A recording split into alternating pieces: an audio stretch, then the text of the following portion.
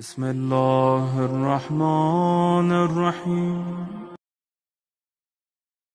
بسم الله الرحمن الرحيم. اللهم ارزقني فيه الذهن والتنبيه، وباعدني فيه من السفاهة والتمويه، واجعل لي نصيبا من كل خير تنزل فيه بجودك يا أجود الأجودين.